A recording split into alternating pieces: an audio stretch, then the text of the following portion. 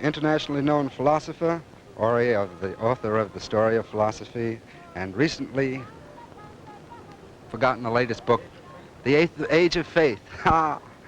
I have a very bad lapse of memory today, Will. I was just going to admire the scenery behind us out here and say that if you looked a little bit to your left, you'd see the Statue of Liberty.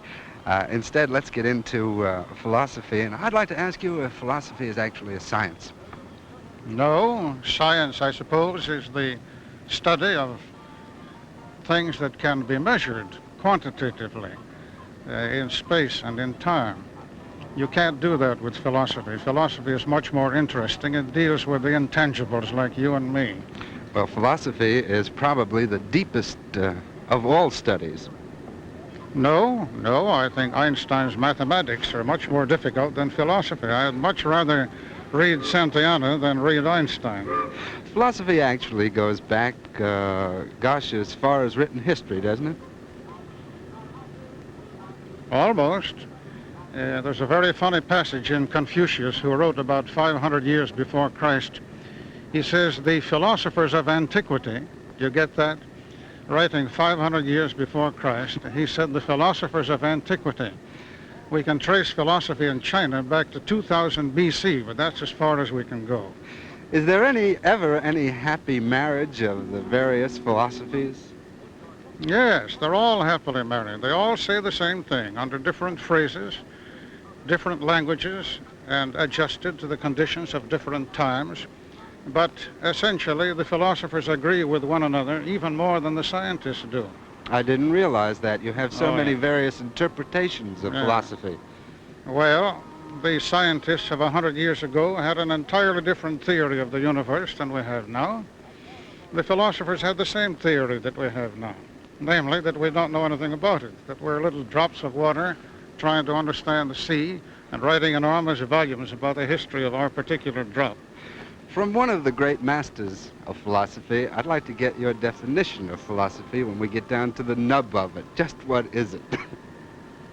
It's an attempt to apply the whole of our experience to any part of our experience. That is, to see things in a large perspective. If, for example, it rains and you say, there goes my tennis game spoiled, you're not a philosopher. But if you see the rain in a larger perspective and say, well, that's exactly what the soil was begging for, you're approaching philosophy. You've seen the thing in a larger perspective. And similarly, with all the tribulations and evils of life, if you could see them in a large perspective, you'd probably find some reason or excuse for them. You'd adjust yourself to them, and you'd learn to be happy even in this world. Well, that leads me to believe there's a possibility then that people's basic philosophy are almost embedded in them when they're very young. And then it would be hard to change their basic philosophy of life after that. I don't believe that. I used to believe that. But I'm convinced that an environment conducive to education, acquaintance with mature minds, can mold the growing mind. And I think we could take almost any sort of a child and make a philosopher out of him if we had time.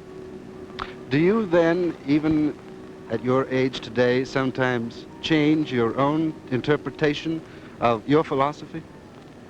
I should say not in the last 20 years, but that's probably because I've stopped growing.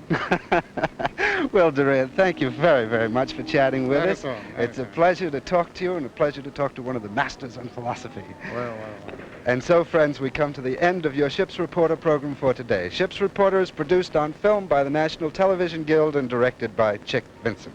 Until next time, then, this is Jack Mangan, your Ship's Reporter, and Will Grant. That's Will Diorantt, whose, let's see, the book is... The Age of Faith? Age of Faith, the last one. And you're writing about 5 more, aren't you? I'm writing one now on the Age of the Renaissance. We'll never run out of ages, Will. Anyway, we both wish you and yours the smoothest in smooth sailing. Thank you very much.